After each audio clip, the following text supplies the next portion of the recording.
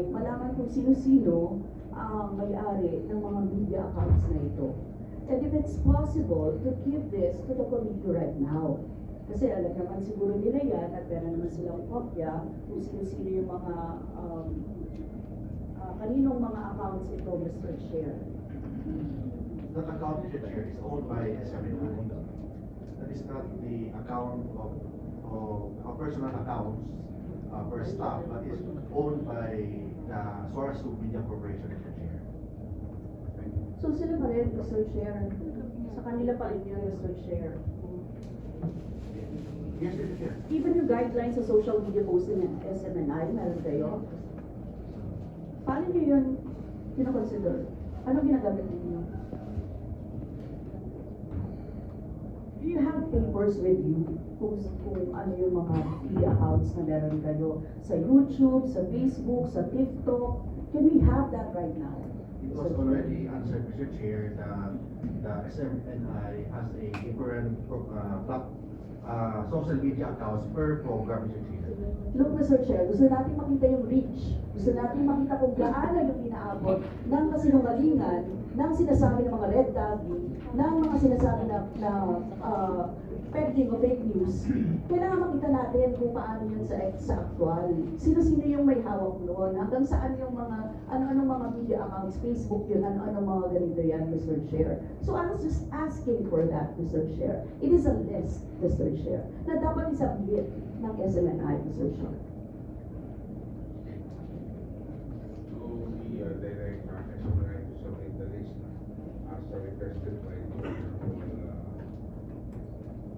Arlene Rosas. And in the next meeting, we will again follow up on this list. Thank you very much. And yeah, Sorry, last na lang, Mr. Chair. Oo, kasi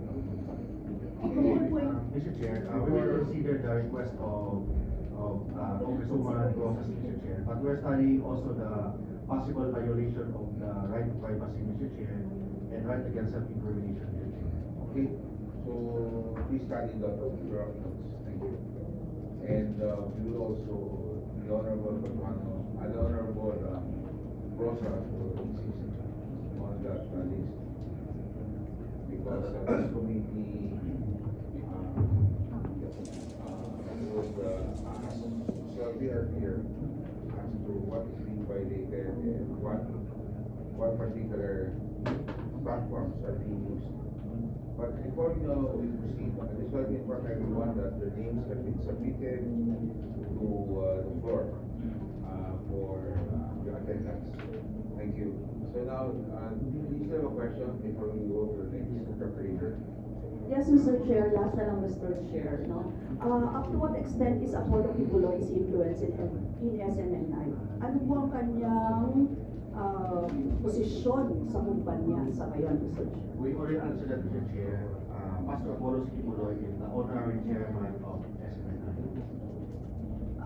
And it's not part of the day-to-day operation of SMNI.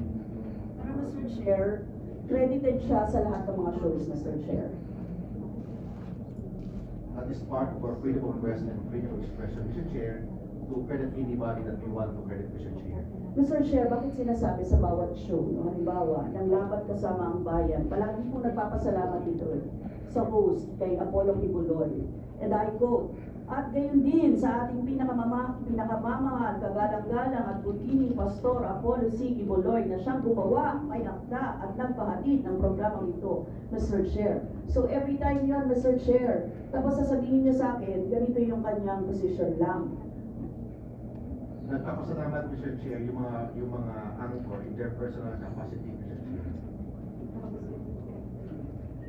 Anyway, Mr. Chair, we have several questions, dito sa kay Pastor Kibuloy, Mr. Chair. I think it's about time that we call Mr. Chair for Pastor Kibuloy na pumunta dito at to answer our questions, our specific questions. Ano po? Kasi, Mr. Chair, siguro last time naman, na-request naman na natin ito Heads of agencies come here in Congress para tayo ay sagutin sa mga mahalaga nating tanong.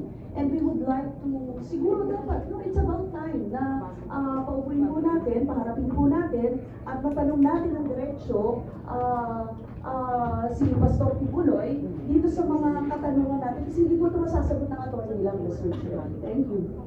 Thank you very much. Mr. Chair, that is correct, the process. We have already invited not only once but on several occasions Pastor Apollo Cobiloy to attend this hearing, considering that there are so many issues that needs to be clarified, lalo na yung pangalan niya nandyan sa Suarasu. So therefore, Mr. Chair, I move that this committee issue a show cause order to Pastor Apollo Cobiloy, why he should not appear here. So move, Mr. Chair. Second, Mr. Chair.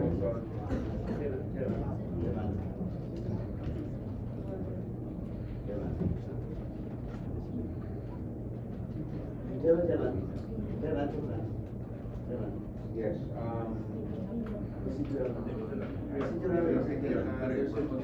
Okay.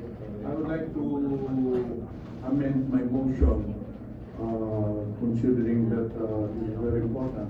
I'd like to move that we issue, this committee rather issue a subpoena to Pastor Kibuloy to compel him to be present during the next hearing. And we will remind Attorney Martin Tolentino that after the subpoena, if Pastor Kibuloy does not appear, then we will be constrained to request for a warrant of arrest for him to appear here. Or rather,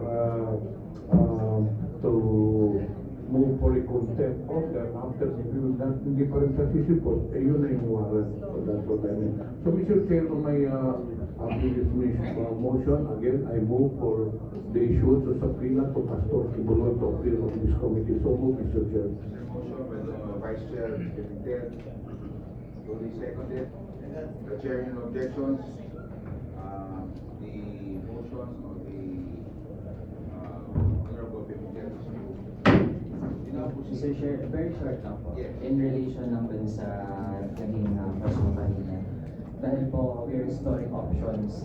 Actually po, the NTC has had a history of blocking websites na may mga sinasite po siyang kailan, bakit siya nag-block ng specific website. So, Sir Chair, for the record lang, that can be one of the options kung kita naman talaga na detrimental to public interest ang mga pinabroadcast or pinapakalat ng SMNI.